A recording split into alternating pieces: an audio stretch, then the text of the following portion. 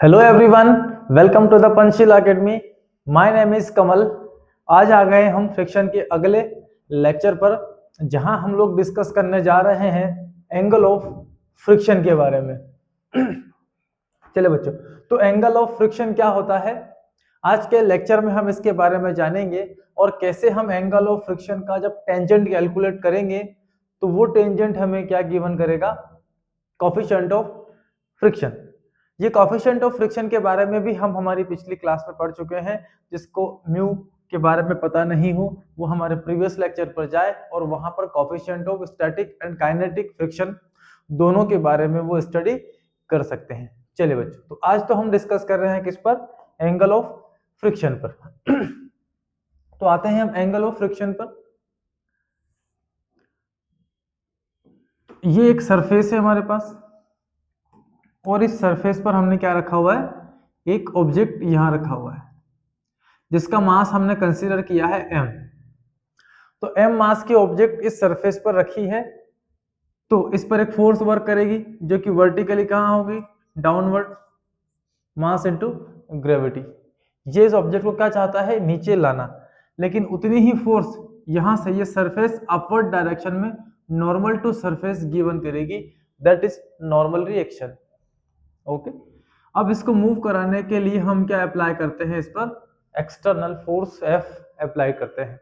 तो जैसे ही इसमें इंटेंशन ऑफ मोशन आती है उस समय फोर्स ऑफ फ्रिक्शन यहाँ डेवलप होने वाली है इन कॉन्टेक्ट ऑफ सरफेस, और वो फोर्स हमारी opposite to intention of motion है। इस समय अप्लाइड फोर्स की वैल्यू थोड़ी कम है हमारे स्टैटिक फ्रिक्शन की कंपैरिजन में। तो इस केस में बॉडी कहाँ रहेगी, लिमिटिंग इक्विलिब्रियम में, ये यहां से मोशन करना स्टार्ट नहीं करेगी। इसके अंदर टेंडेंसी है to move with this external force, but friction इसकी मोशन को होने नहीं देगा, वो आपके एक्सटर्नल फोर्स की वैल्यू को डिक्रीज कर देगा इस समय। सो यहां जो फ्रिक्शन डेवलप होगी वो फ्रिक्शन होगी हमारी स्टैटिक फ्रिक्शन। तो स्टैटिक कंडीशन में हम लोग डिस्कस कर रहे हैं यहाँ पर। अब देखिए, तो एंगल ऑफ फ्रिक्शन की बात चल रही है हमारी। So angle of friction calculate करने के लिए हमने नॉर्मल रिएक्शन और फोर्स ऑफ फ्रिक्शन, ये दोनों वेक्टर क्वांटिटी है, तो इनका हम निकालते हैं यहां से रिजल्ट। तो रिजल्ट के लिए क्या करेंगे, नॉर्मल रिएक्शन और फ्रिक्शन के बीच बना लो एक डायगोनल। अगर हम यहां रेक्टेंगल को ड्रॉ करते हैं तो ये दो वेक्टर नॉर्मल रिएक्शन और फोर्स ऑफ फ्रिक्शन, इनका एक जो कॉमन पॉइंट है यहां से आपका रिजल्ट स्टार्ट होगा। और ये जो वेक्टर है ये हमारा क्या है, रिजल्टेंट वेक्टर। ये रिजल्ट किस चीज का है, नॉर्मल रिएक्शन का है और साथ ही फोर्स ऑफ फ्रिक्शन का है। नॉर्मल रिएक्शन अपवर्ड डायरेक्शन में है, फोर्स ऑफ फ्रिक्शन यहाँ है, तो इन दोनों की जो रिजल्ट आएगी वो डायगोनल से हम लोग रिप्रेजेंट करते हैं। लॉ ऑफ पैरेललोग्राम में हमने इसकी डिस्कस की है कि रिजल्ट को कैसे कैलकुलेट किया जाता है। तो यहां देखिए, जो रिजल्ट हमने निकाला है इन दोनों फोर्स का, उसने रिजल्टेंट वेक्टर ने नॉर्मल रिएक्शन के साथ एक एंगल ड्रॉ की है, that angle is angle of friction. तो जब कोई रिजल्टेंट किस चीज का, फोर्स ऑफ फ्रिक्शन का और नॉर्मल रिएक्शन का, इन दोनों का रिजल्ट आपके नॉर्मल रिएक्शन के साथ कोई एंगल ड्रॉ करेगा तो उस एंगल को हम बोला करेंगे angle of friction. Is it clear? Okay, क्या क्या लिया अपन ने, फोर्स ऑफ फ्रिक्शन लिया, नॉर्मल रिएक्शन लिया और इन दोनों का निकाल लिया रिजल्ट। तो इस रिजल्ट ने नॉर्मल रिएक्शन के साथ ये एंगल ड्रॉ की है, this is known as angle of friction. और यही हमने लिखा है, the angle subtended by the resultant, किस चीज का, of normal reaction and force of friction. ठीक है, इन दोनों का रिजल्ट एंगल बना रहा है with normal reaction, called angle of friction. तो ये हो गया आपका एंगल ऑफ फ्रिक्शन। अब इसको हम नेम देते हैं, ये O है, ये A है, ये B है, ये C है। तो यहाँ पे हम देखेंगे कि OAB एक राइट एंगल ट्राइंगल बनता है जिसमें ये एंगल कितने डिग्री होगी हमारी, 90 डिग्री। तो ये साइड हमारी क्या है, फ्रिक्शन को रिप्रेजेंट करती है, तो इसको उठा के हम यहाँ पटक दें, ये साइड भी किसको रिप्रेजेंट करेगी, फ्रिक्शन को, क्योंकि रेक्टेंगल में ऑपोजिट साइड्स क्या होती है, एक दूसरे के इक्वल होती है। तो दोनों हमारे किसको रिप्रेजेंट करेगी, फ्रिक्शन को, और ये हाइट हमें नॉर्मल रिएक्शन को रिप्रेजेंट करेगी। तो इस समय इस बॉडी पर लगने वाली फोर्सेस कितनी है? Number 1 weight of body W equal to mg, कहां अप्लाई हो रही है? Vertically downward. Okay. Number 2 normal reaction,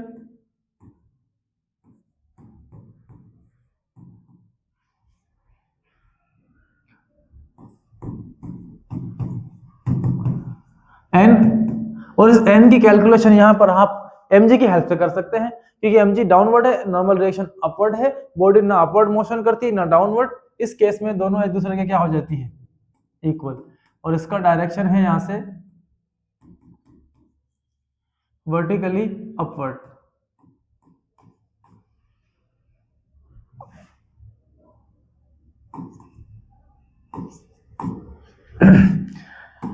तीसरा यहां पर फोर्स वर्क कर रहा है एक्सटर्नल फोर्स F, और लास्ट एक्सटर्नल फोर्स जब लगता है तो इसमें फोर्स ऑफ फ्रिक्शन भी वर्क करती है।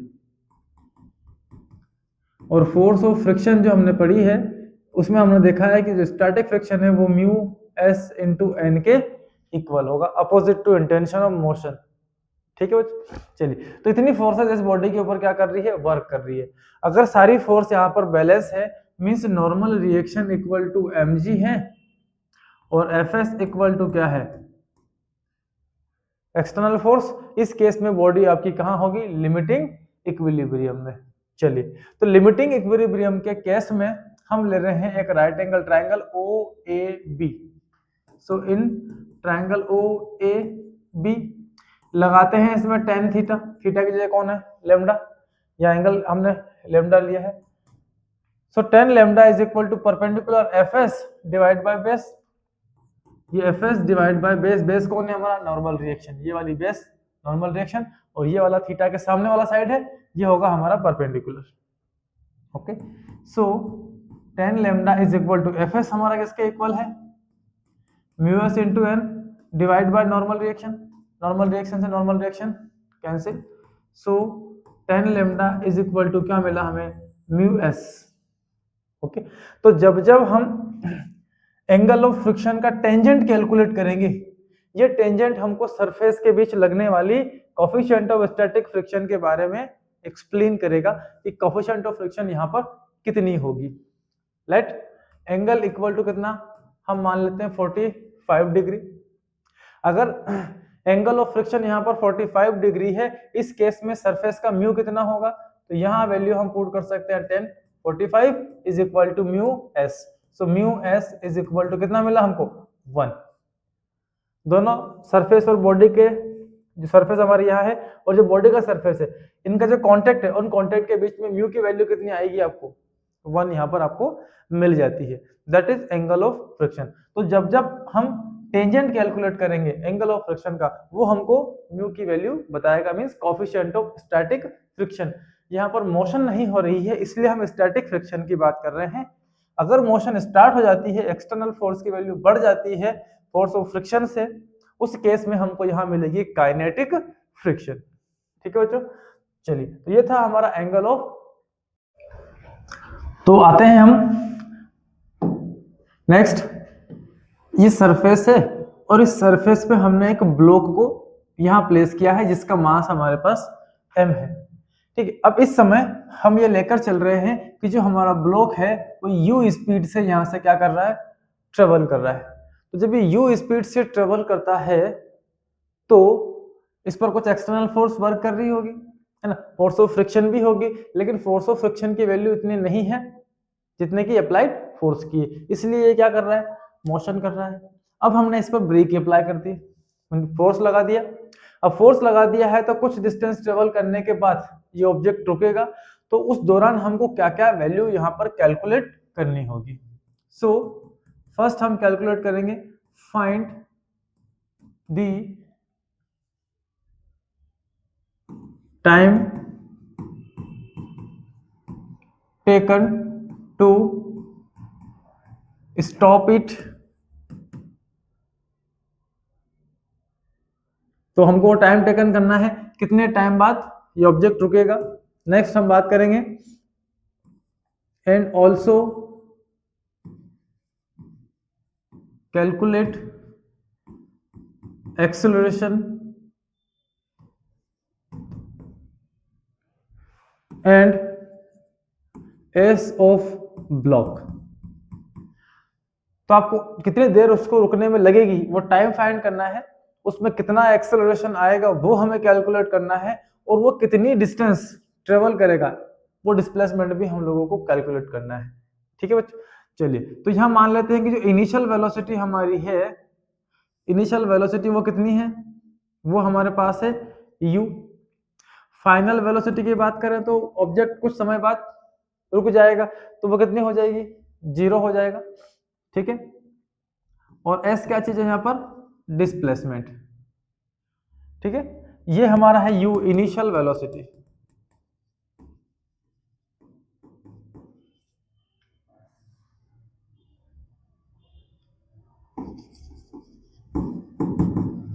तो जब ऑब्जेक्ट u स्पीड से चल रहा है, t टाइम बाद उसकी स्पीड 0 हो जानी है क्योंकि ऑब्जेक्ट रुक जाना है, उस समय उसका डिस्प्लेसमेंट कितना होना है।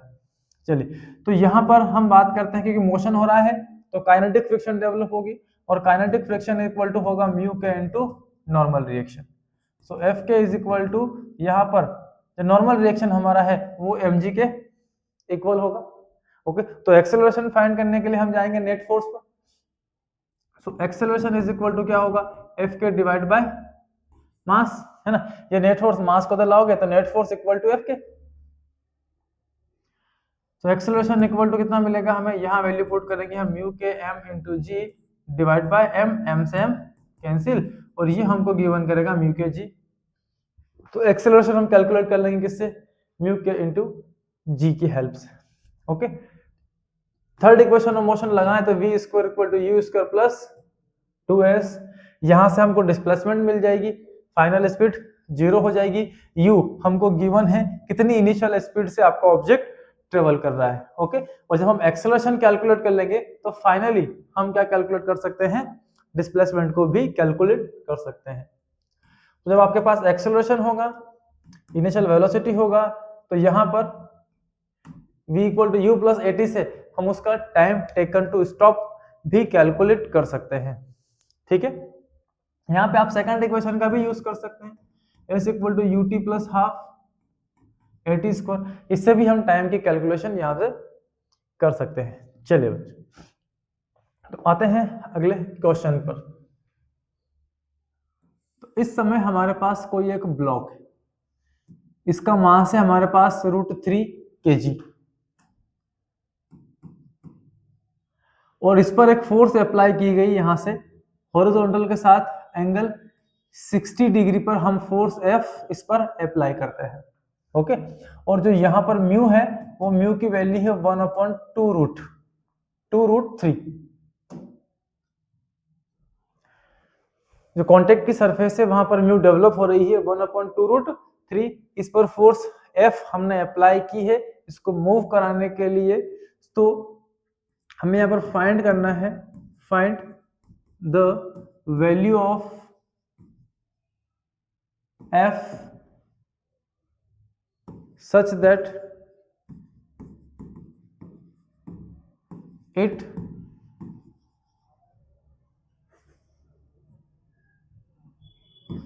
not move। ओके, तो हमको फोर्स की वैल्यू ऐसे सिचुएशन में फाइंड करनी है कि जो F लगाया है हमने ये ऑब्जेक्ट मूव नहीं करना चाहिए। ओके, उस केस में इस पर फोर्स की वैल्यू कितनी होना चाहिए वो हम लोग यहां से कैलकुलेट कर रहे हैं। चलिए, तो इस बॉडी को हम यहां लेते हैं, ये है √3 kg,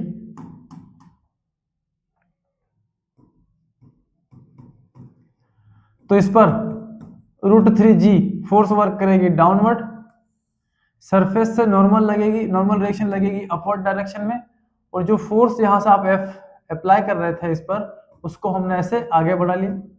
तो ये एंगल भी कितनी डिग्री, 60 डिग्री, क्योंकि इधर वाली एंगल कितनी थी, 60 डिग्री।